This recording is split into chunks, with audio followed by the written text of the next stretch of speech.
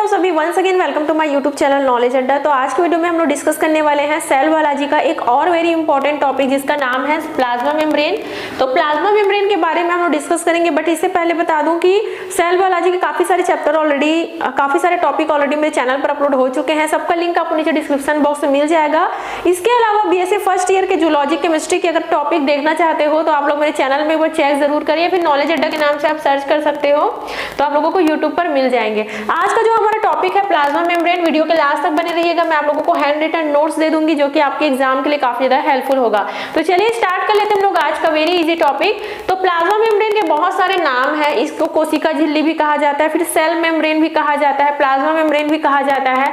तो याद कीजिए, मैंने सेल बायोलॉजी के लेक्चर नंबर फर्स्ट में आप लोगों को कोशिका के बारे में बताया हुआ था, सेल के बारे में बताया हुआ था। अगर वीडियो अभी तक आप लोगों ने नहीं देखा है तो लेक्चर नंबर 1 से आप लोग वीडियो देखिए। तो जब मैं आप लोगों को सेल का डायग्राम बता रही थी, यहाँ पर आप स्क्रीन में भी देख सकते हो, तो जब मैं आप लोगों को सेल का डायग्राम बताई थी तो उसमें मैंने बताया था कि सेल का जो सबसे आउटर मोस्ट लेयर होता है, मतलब ये कहें कि सेल की जो एक पतली बाहरी परत होती है उसे हम लोग कहते हैं प्लाज्मा मेम्ब्रेन, है ना। तो डायग्राम आप लोग देख लिए, डोंट वरी, आगे चल के और भी अच्छे डायग्राम मैं आप लोगों को दिखा दूंगी, बट यहाँ पे आप समझिए, जो भी पॉइंट बता रही हूँ उसको आप लोग नोट करते जाना। प्लाज्मा मेम्ब्रेन सेल की एक पतली बाहरी परत होती है, मतलब आउटर मोस्ट लेयर आप इसे कह सकते हो। जितने भी लिविंग सेल है ना, जितने भी जीवित कोशिकाएं हैं, उन सभी में प्लाज्मा मेम्ब्रेन पाया जाता है। जो सेल होता है, जो कोशिका होता है, उसकी बाहरी परत होती है। हमें पता है कि सेल के अंदर क्या पाए जाते हैं, कोशिका द्रव्य पाए जाते हैं, साइटोप्लाज्म पाए जाते हैं, और उन साइटोप्लाज्म को, जिसके अंदर काफी सारे माइटोकॉन्ड्रिया, गोल्गी काय, न्यूक्लियाई सारे तैरते रहते हैं, उन्हें कवर करके रखने का काम कौन करते हैं, प्लाज्मा मेम्ब्रेन कहते हैं। तो हम लोग ये कह सकते हैं कि सेल का जो सबसे बाहरी परत होता है वह क्या कहलाता है, प्लाज्मा मेम्ब्रेन या फिर कोशिका झिल्ली कहलाता है। यहाँ तक क्लियर हुआ। एक और वेरी इंपॉर्टेंट पॉइंट यहाँ पे नोट कीजिए, ये जो प्लाज्मा मेम्ब्रेन होता है वो क्या होता है, सेमी परमिएबल मेम्ब्रेन होता है, या जिसे हम लोग कहते हैं अर्धपारगम्य झिल्ली।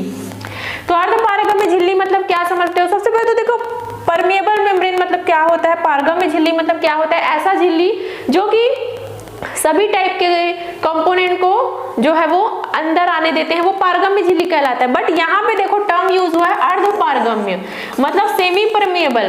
तो जो प्लाज्मा मेम्ब्रेन होता है वो सेमी परमिएबल होता है। सेमी परमिएबल मेम्ब्रेन वो मेम्ब्रेन होता है जो कि सभी टाइप के कंपोनेंट को सेल के अंदर जाने नहीं देते हैं। केवल कुछ टाइप के ही कंपोनेंट होते हैं, जैसे कि वाटर हो गया, उसमें घुले हुए कुछ खनिज लवण हो गए, वही सेल के अंदर जो है वो एंटर कर सकते हैं। ऑल टाइप के सभी प्रकार के जो भी कंपोनेंट है वो सेल के अंदर प्रवेश, कोशिका के अंदर प्रवेश नहीं कर सकते हैं। तो इस प्रकार की जो झिल्ली होती है उसे सेमी परमिएबल मेम्ब्रेन या फिर अर्धपारगम्य झिल्ली कहते हैं, और ये कोशिका की सुरक्षा के लिए काफी ज्यादा योगदान होता है। सपोज कीजिए अगर ये प्लाज्मा मेम्ब्रेन नहीं होता तो फिर क्या होता, सेल का जो हमारा साइटोप्लाज्म है, जो प्रोटोप्लाज्म है, उसके अंदर कोई भी वायरस, बैक्टीरिया, मतलब जो भी है वो सेल के अंदर क्या कर लेते हैं, आसानी से प्रवेश कर लेते हैं, क्योंकि यहाँ पर प्लाज्मा मेम्ब्रेन है जो कि सेमी परमिएबल मेम्ब्रेन है। तो ये सभी प्रकार के कंपोनेंट को, सभी प्रकार के घटकों को कोशिका के अंदर प्रवेश करने नहीं देते हैं। तो एक प्रकार से देखा जाए तो जो प्लाज्मा मेम्ब्रेन होता है वो एक सुरक्षात्मक आवरण का, है ना, प्रोटेक्टिव लेयर का जो है वो काम करते हैं। किसके लिए, सेल के लिए। सेकंड चीज ये है कि जो प्लाज्मा मेम्ब्रेन होते हैं वो कोशिका का कोशिका को आकार प्रदान करते हैं। सेल का जो शेप है वो कैसे होगा, उसका मेन रिस्पॉन्सिबल ये किसके ऊपर रहता है, प्लाज्मा मेम्ब्रेन के ऊपर होता है। यहाँ तक क्लियर हुआ आप लोगों को। चलिए आगे हम लोग और देखते हैं। यहाँ पर क्या कहा जा रहा है कि ये साइटोप्लाज्म को कवर करके रखते हैं, कौन, प्लाज्मा मेम्ब्रेन। ये तो मैं आप लोग पहले ही बता चुकी हूँ कि जो हमारे कोशिका द्रव्य हैं उनमें किस टाइप के पदार्थ को आना है और किस टाइप के पदार्थ को बाहर जाना है, पूरा कंट्रोल करके कौन रखते हैं, प्लाज्मा मेम्ब्रेन ही रखते हैं। तो आई थिंक ये छोटा सा इंट्रोडक्शन था, ये आप लोगों को क्लियर हो गया कि plasma membrane outer most layer होता है सेल का, जो कि सेल को सुरक्षात्मक आवरण प्रदान करते हैं। चलिए ये तो हो गया। अब मैं आप लोगों को इसकी स्ट्रक्चर के बारे में बताती हूँ कि जो सेल मेम्ब्रेन होता है, जो प्लाज्मा मेम्ब्रेन होता है, वो किस टाइप से उनका स्ट्रक्चर होता है। चलिए सब हम लोग स्ट्रक्चर देख लेते हैं प्लाज्मा मेम्ब्रेन का। तो देखिए बेसिकली ये दो चीजों से मिलकर के बना होता है, पहला फॉस्फोलिपिड और प्रोटीन। ये फॉस्फोलिपिड के दो लेयर से मिलकर के बना होता है। डायग्राम में आप लोगों को आगे दिखाऊंगी। प्रोटीन कहाँ पर पाए जाते हैं, कैसे किस टाइप के प्रोटीन होते हैं, इनके टाइप्स क्या है, वो मैं आप लोगों को आगे दूसरा डायग्राम दिखाकर बताऊंगी। इस डायग्राम में केवल हम लोग फॉस्फोलिपिड के बारे में जो है वो थोड़ा सा कॉन्सेंट्रेट करेंगे, है ना। चलिए तो यहाँ पे देखिए फॉस्फोलिपिड का जो है वो, ये फॉस्फोलिपिड जो है वो बाई लेयर होते हैं, मतलब ये फॉस्फोलिपिड के दो लेयर मिल करके प्लाज्मा मेम्ब्रेन को जो है वो बनाते हैं। यहाँ पर देख लीजिए पहला जो लेयर होता है, जो अपर वाला लेयर होते हैं, ये पहला फॉस्फोलिपिड का लेयर, एंड दूसरा जो लेयर होता है ये नीचे वाला, ये जो है वो सेकंड नंबर का फॉस्फोलिपिड का लेयर होता है।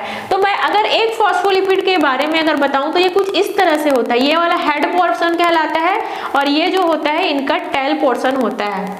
ये वाला क्या होता है, हेड, और दूसरा होता है टेल। हम लोग यहाँ पे ये समझ सकते हैं कि जो हेड वाला पार्ट होता है वो ऊपर होता है और जो टेल वाला पार्ट होता है वो इसके बीच में होता है। मतलब आप जो बीच वाला ये वाला पूरा हिस्सा देख रहे हो वो इनके पूरे टेल वाले पार्ट से जो है वो बना होता है, और ऊपर नीचे का जो हिस्सा होता है वो हेड वाले पार्ट से बना होता है। यहाँ पर अगर हम लोग प्लाज्मा मेम्ब्रेन की बात करें तो ये जो है वो सेल के अंदर वाला हिस्सा होता है। मतलब इस तरफ क्या है, साइटोप्लाज्मा है, कोशिका द्रव्य है जो कि कोशिका द्रव्य से अटैच है, और दूसरा वाला हिस्सा कोशिका का बाहरी स्तर होता है ना। तो ये है फॉस्फोलिपिड का बाई लेयर। बस इतना याद रखना कि जो प्लाज्मा मेम्ब्रेन होता है वो फॉस्फोलिपिड के दो लेयर से मिल करके बना होता है।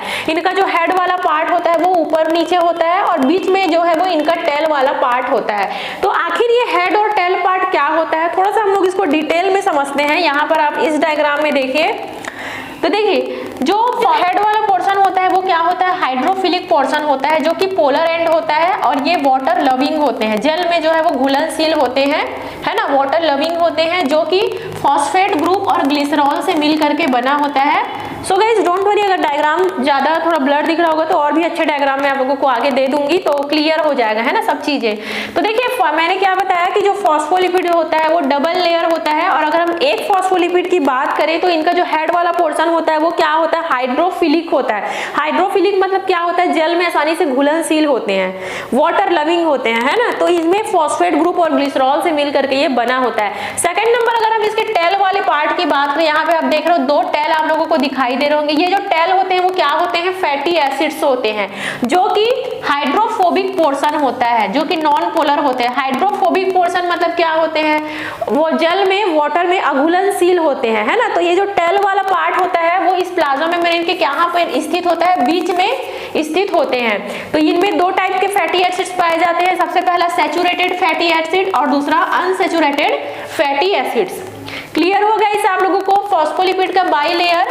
तो प्लाज्मा मेम्ब्रेन फॉस्फोलिपिड के बाई लेयर से मिलकर के बना होता है, डबल लेयर के फॉस्फोलिपिड से मिलकर के प्लाज्मा मेम्ब्रेन बना होता है, और इनके दो पार्ट होते हैं, पहला हेड पार्ट और दूसरा टेल पार्ट। यहाँ तक तो ये आप लोगों को समझ में आ गया फॉस्फोलिपिड, ये तो कंप्लीट हुआ।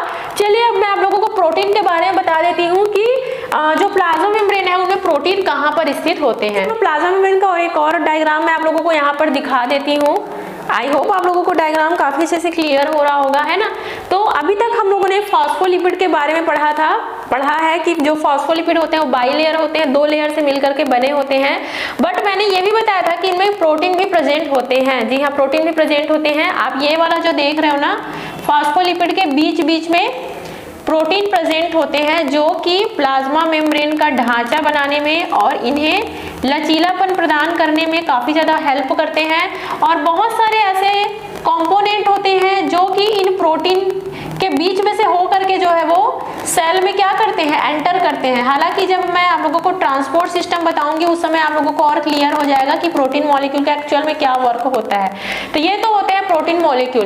अब प्रोटीन मॉलिक्यूल दो टाइप के होते हैं, पहला तो एक्सट्रिंसिक और दूसरा इंट्रिंसिक, है ना। मैं नोट्स में ऐसे लिखी हूँ। देखिए कुछ प्रोटीन मॉलिक्यूल जो है वो प्लाज्मा मेम्ब्रेन के ढांचे के बीच बीच में पाए जाते हैं। देखो फॉस्फोलिपिड के बीच बीच में धसे हुए हैं, लेकिन कुछ प्रोटीन ऐसे होते हैं ना जो कि फॉस्फोलिपिड के ऊपरी हिस्से में, जैसे कि यहाँ पर बाहर में पाए जाते हैं। क्लियर हुआ आप लोगों को। तो दो टाइप के प्रोटीन होते हैं, एक तो अंदर में पाए जाते हैं, है ना, फॉस्फोलिपिड के बीच बीच में धसे होते हैं, और दूसरा तो इनके जो ये वाला जो हिस्सा है, हेड वाला हिस्सा है, उसके ऊपर पाए जाते हैं प्रोटीन। ये तो आप लोगों को प्रोटीन के बारे में क्लियर हो गया। अब यहाँ पे एक और चीज देखिए, ग्लाइकोलिपिड भी पाया जाता है। ये ग्लाइकोलिपिड क्या होता है, ये वाला स्ट्रक्चर आप देख सकते हो ग्लाइकोलिपिड। तो बहुत सिंपल सी बात है, जब कार्बोहाइड्रेट, देखिए मैंने क्या बताया था कि जो हमारा प्लाज्मा मेम्ब्रेन होता है उनमें प्रोटीन पाया जाता है, उनमें फॉस्फोलिपिड पाया जाता है, बट उनमें कार्बोहाइड्रेट भी पाए जाते हैं। जी हाँ, कार्बोहाइड्रेट का केवल 5% भाग ही प्लाज्मा मेम्ब्रेन में पाया जाता है। तो जब कार्बोहाइड्रेट लिपिड के साथ, जो फॉस्फोलिपिड है उनके साथ जुड़ जाते हैं, क्या कहा मैंने, जब कार्बोहाइड्रेट लिपिड के साथ जुड़ जाते हैं तो क्या बनाते हैं, ग्लाइकोलिपिड बनाते हैं। उसी प्रकार यहाँ पे देखिए ग्लाइकोप्रोटीन टर्म है, तो जब कार्बोहाइड्रेट प्रोटीन के साथ जुड़ जाते हैं, यहाँ पे मैंने क्या बताया था कि ऊपर में प्रोटीन भी प्रेजेंट होते हैं, तो जब कार्बोहाइड्रेट प्रोटीन के साथ जुड़ जाते हैं तो वो क्या कहलाता है, ग्लाइकोप्रोटीन कहलाता है। ये यहाँ तक आपको क्लियर हुआ।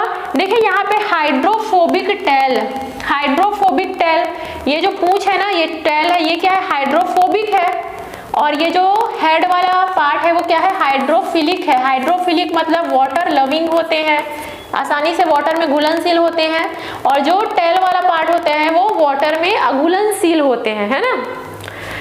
यहाँ तक क्लियर हुआ। एक्सटर्नल सरफेस ऑफ मेम्ब्रेन, जो प्लाज्मा मेम्ब्रेन है वो इसका ऊपरी हिस्सा जो आप देख रहे हैं वो क्या है, एक्सटर्नल सरफेस है। कार्बोहाइड्रेट का देखो यहाँ पर चेन भी प्रेजेंट है, ये भी आप लोग बना सकते हो कार्बोहाइड्रेट का चेन। फॉस्फोलिपिड का बाई लेयर, मैंने पहले ही बताया था कि फॉस्फोलिपिड के 2 लेयर प्रेजेंट होते हैं। सबसे पहले तो ये ऊपर वाला लेयर और दूसरा ये नीचे वाला लेयर। तो आई थिंक गाइस आप लोगों को ये तो समझ में आ गया होगा कि जो प्रोटीन के मॉलिक्यूल है वो किस प्रकार से फॉस्फोलिपिड के बीच में क्या होते हैं, धसे होते हैं। ये इन्हें लचीलापन प्रदान करते हैं, इनका आकार प्रदान करते हैं और काफी ज्यादा ट्रांसपोर्ट सिस्टम में देखो कुछ मॉलिक्यूल वाटर जैसे हो गया या फिर कोई भी अलग अलग टाइप के मॉलिक्यूल है वो प्लाज्मा मेम्ब्रेन से होते हुए सेल साइटोप्लाज्म में एंटर करते हैं। तो उसके कौन सा एंटर करेंगे कौन सा एंटर नहीं करेंगे ये भी प्रोटीन ही डिसाइड करते हैं, है ना। प्रोटीन का काफी ज्यादा रोल होता है। तो चलिए इतना तो स्ट्रक्चर वगैरह पूरा आप लोगों को समझ में आ गया, क्लियर हो गया। अब मैं आप लोगों को परिवहन बताऊंगी कि किस प्रकार से जो वाटर वगैरह है वो इस प्लाज्मा मेम्ब्रेन के थ्रू साइटोप्लाज्म में एंटर करते हैं। प्रॉपर्टीज ऑफ प्लाज्मा मेम्ब्रेन मतलब कोशिका झिल्ली की कौन कौन सी प्रॉपर्टीज होती है। तो सबसे मेन प्रॉपर्टीज तो ये होती है कि डिफरेंशियली परमिएबल होते हैं, सॉरी ये क्या होते हैं, डिफरेंशियली परमिएबल होते हैं। इसको आप हिंदी में भी लिख सकते हो। तो देखिए इसका मतलब क्या होता है कि जो प्लाज्मा मेम्ब्रेन होता है वो सभी टाइप के कंपोनेंट को साइटोप्लाज्म के अंदर प्रवेश करने नहीं देते हैं। जैसे कि वाटर हो गया, ऑक्सीजन हो गया, CO2 हो गया, वो इजिली एंटर कर जाते हैं, वो आसानी से प्लाज्मा मेम्ब्रेन में। मैंने क्या बताया था उस समय आप लोगों को कि जो प्लाज्मा मेम्ब्रेन होते हैं उसमें काफी छोटे छोटे छिद्र पाए जाते हैं, काफी छोटे छोटे छिद्र पाए जाते हैं। उन छिद्र के सहारे जो भी ऑक्सीजन है, कार्बन डाइऑक्साइड है या फिर वाटर के मॉलिक्यूल है वो आसानी से उसमें जो है वो प्रवेश कर लेते हैं, है ना। बट यहाँ पर जो बड़े मॉलिक्यूल होते हैं वो आसानी से प्रवेश नहीं कर पाते हैं, उतने आसानी से प्रवेश नहीं कर पाते हैं। जैसे कार्बोहाइड्रेट, प्रोटीन या फिर और कोई बड़े बड़े मॉलिक्यूल है वो आसानी से सेल के अंदर जो है वो एंटर नहीं कर पाते हैं। तो ये जो प्रॉपर्टीज होता है आपका डिफरेंशियली परमिएबल का गुण कहलाता है ना। तो इसका मेन जो इनका सबसे मेन एडवांटेज ये है कि ये जो है वो सेल को प्रोटेक्ट करके रखने का काम करते हैं। अगला एक टर्म यहाँ पर आपको सुनने को मिलेगा वाटर ट्रांसपोर्ट में, ट्रांसपोर्ट अभिगमन में परासरण, जिसे हम लोग कहते हैं ऑस्मोसिस। तो ऑस्मोसिस वह क्रिया है जिसमें जो वाटर होते हैं, जो जल होते हैं, वो प्लाज्मा मेम्ब्रेन के थ्रू किस प्रकार से साइटोप्लाज्म में एंटर करते हैं। तो देखिए क्या होता है, अगर हम लोग यहाँ पे एक रफली डायग्राम के थ्रू आप लोग समझो थोड़ा सा। देखिए एक रफली डायग्राम बना रही हूँ। मान लीजिए ये आपका सेल है और ये outer most layer of course ये क्या है, प्लाज्मा मेम्ब्रेन है ना। सेल के अंदर क्या है, साइटोप्लाज्म है, कोशिका द्रव्य है ना, जिसमें गोल्गी का, राइबोसोम जो भी है सारे साइटोप्लाज्म में क्या कर रहे हैं, तैर रहे हैं। तो जो साइटोप्लाज्म का जो अंदर का हिस्सा होता है ना वो हाई कंसंट्रेशन में होता है। ये क्या होते हैं, अधिक सांद्रता वाले होते हैं, कौन, साइटोप्लाज्म। बट जो बाहरी हिस्सा होता है वो क्या कहता है, कम सांद्रता वाले होते हैं, मतलब लो कंसंट्रेशन वाले होते हैं। ये कम सांद्रता और ये अधिक सांद्रता। अब यहाँ पर कौन प्रवेश करने वाले हैं, H2O। तो मैंने क्या बताया था कि जो वाटर होते हैं, ऑक्सीजन होते हैं, कार्बन डाइऑक्साइड होते हैं, मॉलिक्यूल होते हैं, वो आसानी से सेल के अंदर प्रवेश कर जाते हैं। बट ऐसा क्यों होता है? तो देखिए सिंपल सी बात है, जो वाटर होते हैं ना वो हमेशा लो कंसेंट्रेशन से हाई कंसेंट्रेशन की ओर क्या करते हैं? गमन करते हैं। क्लियर हुआ आप लोगों को? तो यहाँ पर ये जो वाटर होंगे वो क्या करेंगे? आसानी से साइटोप्लाज्म में जो है वो प्रवेश कर जाते हैं। तो ये जो क्रिया होती है वो क्या कहलाता है? परासरण या फिर ऑस्मोसिस कहलाता है। क्लियर हुआ आप लोगों को? तो गाइस इसके अलावा पिनोसाइटोसिस, फैगोसाइटोसिस वगैरह भी काफी सारे प्रोसेस है जो कि ऑलरेडी मैंने अपने नोट्स में लिखा हुआ है। तो आप लोग एक बार नोट्स का स्क्रीनशॉट ले लो एंड यहाँ पे मैं जो भी डायग्राम बता रही हूँ उसका भी आप लोग स्क्रीनशॉट ले लेना और अपने नोट्स में उसको इंक्लूड कर लेना। आई होप आज का वीडियो आप लोगों के लिए हेल्पफुल रहा होगा एंड सेल बायोलॉजी के हम लोग और भी टॉपिक्स लाएंगे, तो वीडियो पे चैनल पे बने रहिएगा एंड सब्सक्राइब जरूर कीजिएगा। Thank you so much guys for watching.